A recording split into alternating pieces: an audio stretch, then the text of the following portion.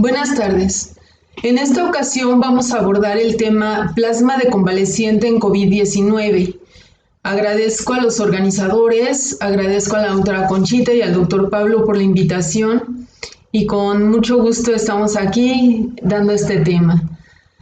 Entre los antecedentes, pues tenemos que la terapia con plasma es una inmunoterapia adaptativa clásica que ya se ha utilizado desde el siglo pasado. A inicios del siglo XX se utilizó para detener brotes de poliomielitis, sarampión, influenza. Se utilizó en brotes de SARS en Hong Kong, en la pandemia por influenza H1N1, la epidemia de ébola en África. En las dos últimas décadas también se ha utilizado con eficacia y seguridad satisfactorias para SARS, MERS y la pandemia del 2009. Ya se han reconocido 3 fases dentro de esta enfermedad. En el estadio 1, que es cuando inicia la actividad viral, tenemos al paciente con síntomas constitucionales leves, como son anosmia, fiebre, tos seca, diarrea, y entre los estudios de laboratorio podemos apreciar que hay linfopenia, aumento de dímero D y de DHL. En el estadio 2, que es la fase pulmonar, vamos a tener ya disnea, baja la saturación de oxígeno, alteraciones en la radiografía de tórax y vamos a tener aumento de dímero D, DHL y transaminasas. En el estadio 3, que es la fase hiperinflamatoria, vamos a tener síndrome de insuficiencia respiratoria aguda, lesión renal, sepsis, insuficiencia cardíaca y ya los parámetros de laboratorio nos van a indicar que el paciente ya tiene un grado más adelante hacia la gravedad. Vamos a ver aumento de ferritina, dímero D, proteína C reactiva, DHL, troponina, creatinina y los tiempos de coagulación van a estar alargados. ¿Qué es lo que vamos a hacer con la transfusión del plasma de convaleciente? Vamos a obtener un plasma de un enfermo asintomático y lo vamos a transfundir a un enfermo sintomático. Este enfermo asintomático tiene que tener una prueba que efectivamente nos diga que sí tuvo COVID-19, ya se recuperó, vamos a obtener una unidad de plasma y este plasma que va a tener anticuerpos neutralizantes se lo vamos a transfundir al enfermo sintomático. El objetivo central de la terapia pues va a ser lograr una eficacia y efectividad en el procedimiento de transfusión, evitar los desenlaces hacia la terapia intensiva, evitar estancias hospitalarias prolongadas en pacientes que tienen falta de respuesta al tratamiento, en pacientes que tienen comorbilidades comprobadas y que ya predecimos que pueden evolucionar hacia un cuadro grave, y todo esto pues va encaminado a evitar la muerte del paciente. En teoría, las personas que ya se recuperaron de COVID-19 pues tienen anticuerpos en su sangre y se espera que este plasma que ya se transfunde hacia el paciente que está enfermo le dé los recursos para poder combatir el virus y no se agrave más o desarrolle unas complicaciones que pueden ya poner en peligro su vida. El plasma de convaleciente nos puede acelerar la erradicación del virus, aumentar el número de linfocitos plasmáticos, células NK, reducir el nivel de ácido láctico plasmático y mejora el funcionamiento renal. Nos brinda inmunización pasiva mediante la transferencia de anticuerpos neutralizantes de pacientes infectados con el virus. Y hasta la fecha, pues el beneficio clínico potencial y el riesgo pues sigue siendo incierto. En un panorama general, hay muchos grupos de trabajo ya dedicados a la investigación y a la aplicación de este tipo de plasmas. Sin embargo, aún son pocos casos. La FDA aprobó el procedimiento únicamente para aplicación de emergencia en pacientes críticamente enfermos. La respuesta de los grupos de estudio pues ha sido muy importante. Hay muchos centros de trabajo con investigadores de alto renombre investigando todo lo relacionado al plasma y a los efectos que estos pueden producir en el paciente. Este estudio se me hizo importante comentárselos debido a que en un metaanálisis de 32 estudios que se realizó en China, se vio una reducción estadísticamente significativa en las probabilidades de desarrollar cuadros graves en pacientes que fueron transfundidos con plasma convaleciente en relación al grupo placebo y al grupo al que no se le aplicó plasma. La transfusión fue de 200 mililitros de plasma y los requisitos en el donador fueron que, además de todo lo que se tiene que realizar, que los anticuerpos neutralizantes estuvieran en un título superior a 1/640. El tiempo transcurrido entre el inicio de la enfermedad y la transfusión en promedio fue de 16.5 días y después de la transfusión, al hacer los análisis en el grupo ya transfundido de los enfermos, se vio que había un aumento de 1/640 de anticuerpos neutralizantes en el paciente y a veces hasta un poco más.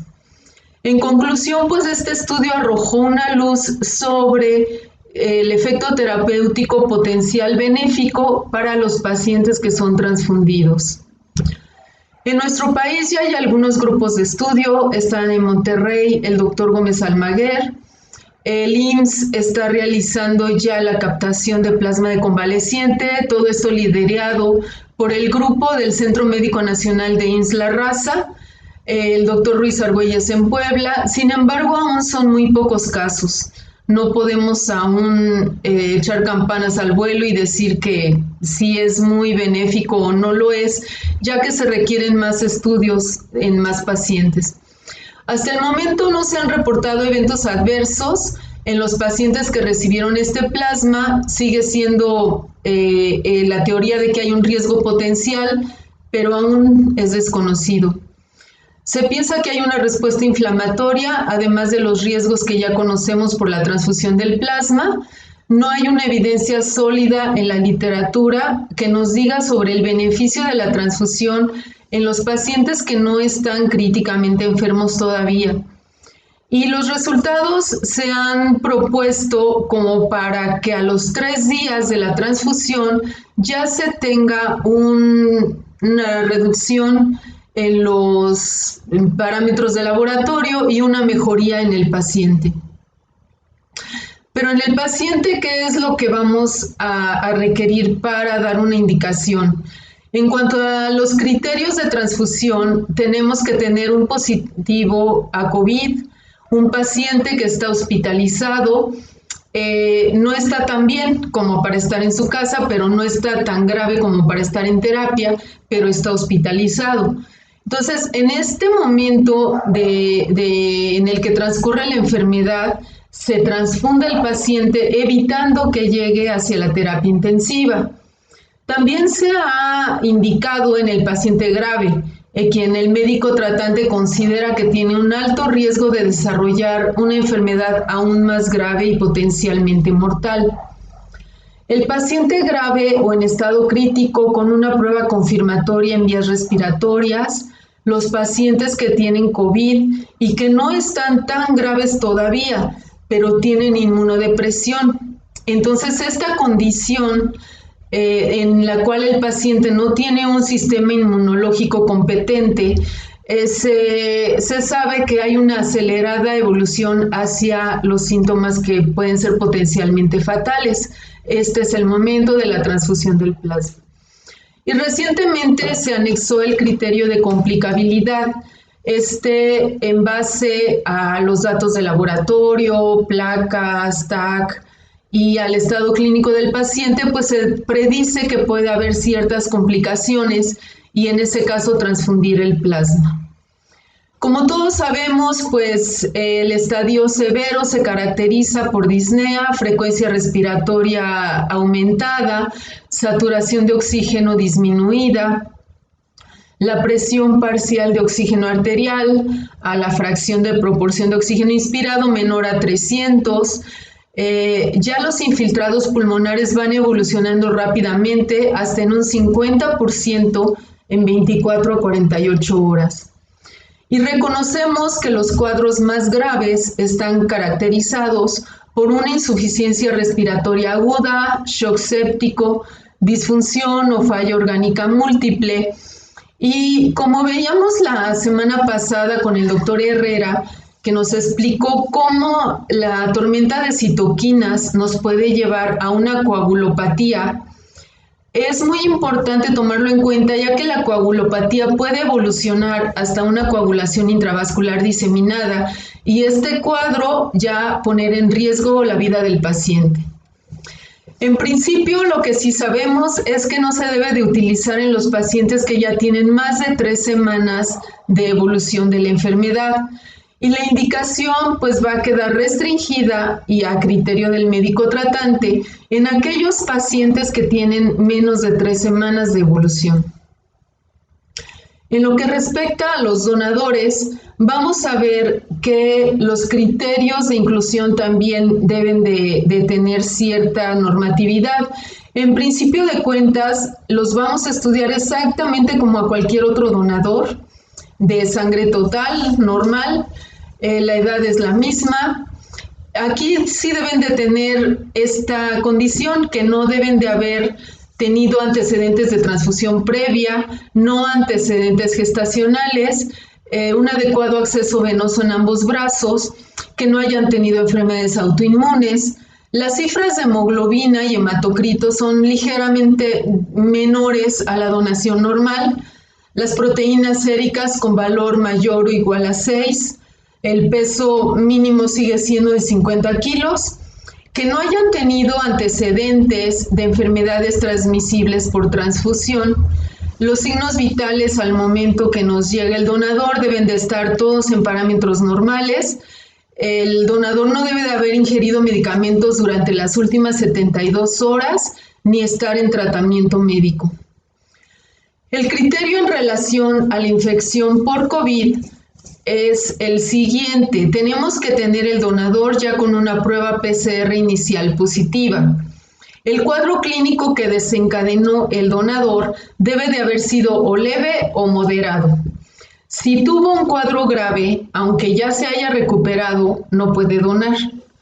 2 pruebas de PCR negativas al final de la convalecencia, medición de títulos de anticuerpos si tenemos la prueba al alcance, medición de IgG-IgM, en la cual vamos a tener el resultado IgG positivo, IgM negativo.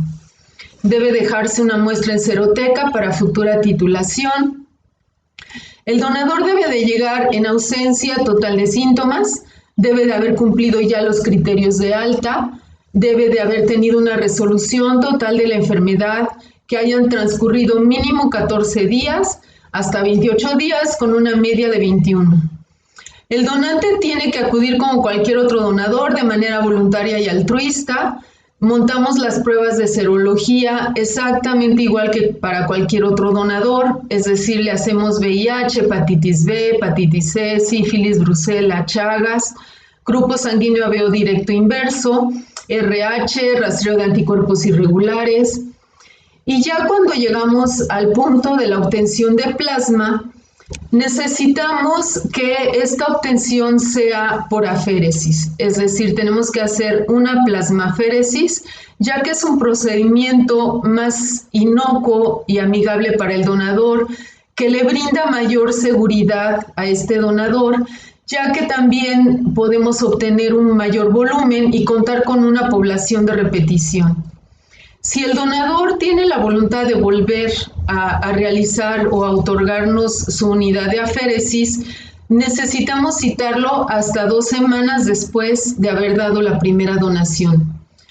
El volumen que vamos a obtener va a ser de entre 400 a 800 mililitros. Esto no lo decidimos nosotros, sino que se calcula en base a las condiciones del donador y a su volumen sanguíneo total. En la norma oficial está que lo máximo que podemos obtener es lo correspondiente al 15% del volumen sanguíneo total del disponente. El volumen plasmático máximo que podemos extraer, si las condiciones del donante así son las adecuadas, es de 1000 mililitros. Vamos a excluir de la cuenta la solución salina, el anticoagulante, y si obtenemos 1000 mililitros, necesariamente tenemos que reponer volumen, ya sea con solución salina normal o con albúmina al 5%. En los casos en los cuales captamos un volumen de entre 400 a 800 mililitros, no es necesario reponer volumen. En caso de que se requiera el plasma de manera urgente, se puede administrar al receptor el mismo día de la captación y ya no llevarlo a la congelación. En caso contrario, pues se procede a congelar el plasma. Se debe de transfundir igualmente por sistema ABO-RH, en su caso por fenotipo. Vamos a realizar el fraccionamiento de estas unidades en alícuotas de 200 mililitros y los vamos a almacenar en ultracongeladores a una temperatura de menos 80 grados hasta su uso. Posteriormente a la descongelación, únicamente se van a transfundir 200 mililitros del plasma. Vamos a realizar las pruebas de compatibilidad. Aquí vamos a intentar que sea antes de que sometamos al donador al procedimiento de plasmaféresis, sobre todo en los casos en los que el paciente ya tiene antecedentes de transfusión, de gestaciones o de enfermedades autoinmunes. En lo que respecta a las complicaciones y riesgos, las reacciones alérgicas y anafilácticas pues van a ser un riesgo importante para el paciente, lesión pulmonar aguda inducida por la transfusión. Pensemos que es un paciente que generalmente pues debuta o se evoluciona hacia una fase pulmonar. Entonces ya con la enfermedad pulmonar más la transfusión puede hacerse en mayor grado susceptible a este tipo de reacción.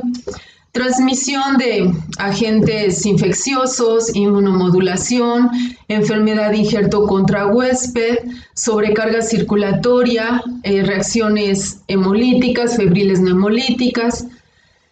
Y bueno, ya para terminar, pues todavía estamos aprendiendo. Hasta la fecha no tenemos al alcance estudios que con una casuística elevada ya nos den afirmaciones o predicciones con respecto a la aplicación del plasma, los casos en los que hay que aplicarlo, en los casos en los que no, complicaciones, efectos adversos, respuestas. Todo esto nos queda aún la interrogante, pero bueno, esperemos que el grupo de estudio o los grupos de estudio que lo están haciendo pues nos arrojen más datos. Hasta este momento la indicación para la transfusión pues ha quedado restringida al criterio del médico tratante y del personal o del médico responsable del banco de sangre. Sin embargo, en todos los casos debe de ser un establecimiento autorizado por COFEPRIS y por el Centro Nacional de la Transfusión Sanguínea para efectuar este tipo de procedimientos. Los requisitos son entregar un protocolo hacia el Centro Nacional y hacia la COFEPRIS. El grupo de expertos de estas entidades estudia el protocolo y autoriza o no autoriza que ese establecimiento lo realice. Ya si está autorizado, pues ya podemos proceder a la indicación y a los criterios de los pacientes que se van a introducir dentro de este protocolo. En todos los casos se recomienda que se sesione la aplicabilidad del plasma en cuerpo de gobierno, ya que aquí pues hay un grupo de expertos de la misma clínica, el cuerpo directivo, quienes van a decidir sobre la factibilidad o no de la transfusión de plasma. Pues con esto termino, muchísimas gracias, agradezco la invitación nuevamente. Y solamente pues para reiterar que somos un equipo de trabajo que está constituido por médicos, químicos, técnicos, enfermeras, personal administrativo, personal de intendencia, directivos, y todos somos importantes dentro del equipo y esta unión nos hace más fuertes. Muchas gracias por su atención. Quedo atenta a preguntas, dudas, comentarios por los canales que los organizadores ya han determinado. Sigo atenta. Muchas gracias.